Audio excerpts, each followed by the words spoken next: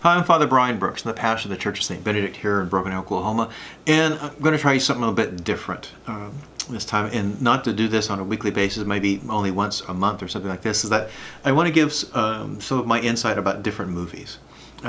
Movies can be certainly, it's a form of entertainment, a form of art, but also the different themes that we see in movies can speak to things, the issues of faith. Sometimes explicitly, we think of movies such as The Passion of the Christ, or the film that's out now. I think you can see it. The Chosen. It's a series now that's available to see at home.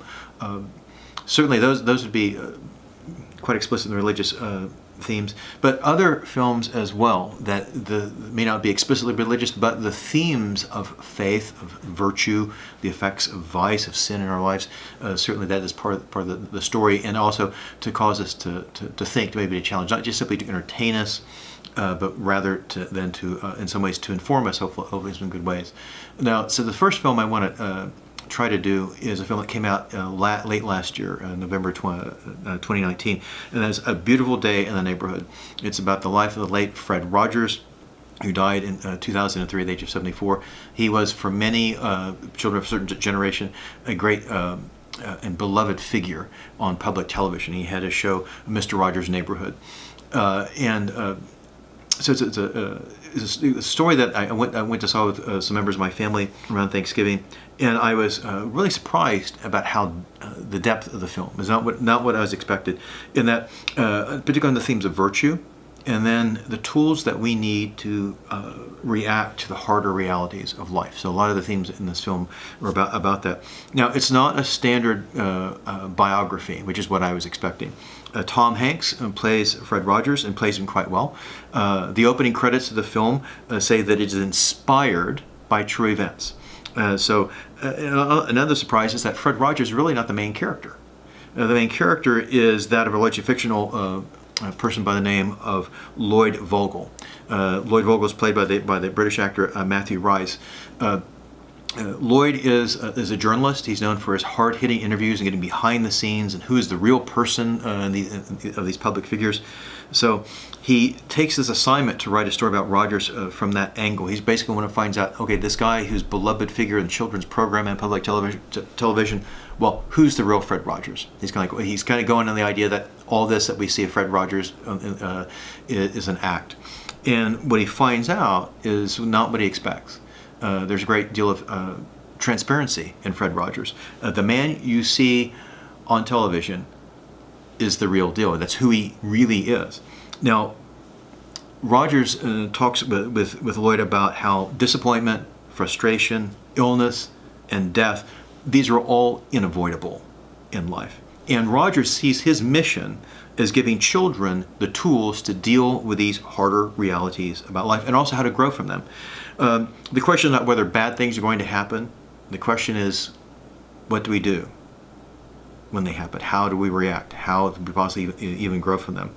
A lot of the drama that drives the story is with this character of Lloyd Vogel, about him, and about we find out in the course of the film pretty early on, he has some significant unresolved issues from his childhood trauma.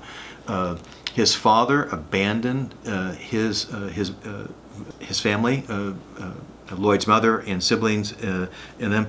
His mother then dies young. His father has a serious issue with alcohol, and now his father later in life is trying to reconcile with his son. And Lloyd is very clear lacks the tools in order to how to deal with this, how to deal with the trauma of the past, how to we even want to reconcile with his father. And in the course of as the story plays out in his interaction with Rogers, that he's being given the tools in order to do so. And the two men, Lloyd and Rogers, they develop a true friendship as men. Now, when I was watching the movie, I was in the theater, I kept on thinking a lot about Thomas Aquinas, his definition of virtue, in which that virtue is an habitual disposition of doing good that we build up over time, so that it becomes easier to do. Basically, becomes with the greater ease, becomes second nature to us. In short, we become virtuous as we, as disciples of Jesus, are called to be. We become virtuous by being virtuous. The more that we practice particular virtues, intentionally practice and put them, act on them, the easier it becomes. It becomes a second nature to us. And what makes Rogers this beloved cultural figure, it makes him so transparent, is that it's not that he's a living saint. In fact, at one point, I think Lloyd says that to Fred Rogers' wife, and she says, "Don't call him that. I hate it when people call him that. He's not a living saint. I've been married to him. I know who he really is. Yet he is a man of virtue. Rather, it's his intentional living of the virtues of kindness, patience, humility, and prayer. And he seeks to live them every day to where they become second nature to him, becomes who he is." Now, what makes this important, I think, is that this makes Fred Rogers real. The virtues are attainable. It's very easy for us, like, oh, that person's a living saint, and kind of, they all can never match anything like that. Instead, I think part of the themes of this film is that virtue is attainable. And one of the things that happens is that Fred Rogers gives Lloyd the tools he needs to eventually about how to reconcile with his father, and also to face these things in his life. Because also that Lloyd's character is facing a lot of things in his own life, not only the past but also the present. He's now married. He and his wife have a young child, so he's still struggling. Like, how am I going to be a different man, a better husband, a better father than my father was to me?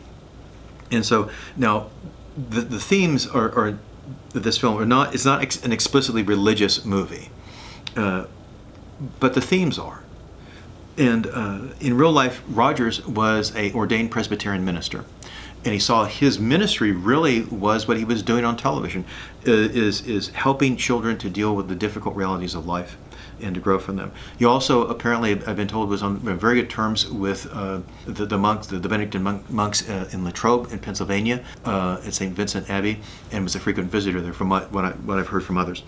That makes it clear also in the film that Rogers, it's not explicitly stated, but it also makes it clear that he's a man of faith, because he's seeking to live these virtues. Now, the movie is rated PG.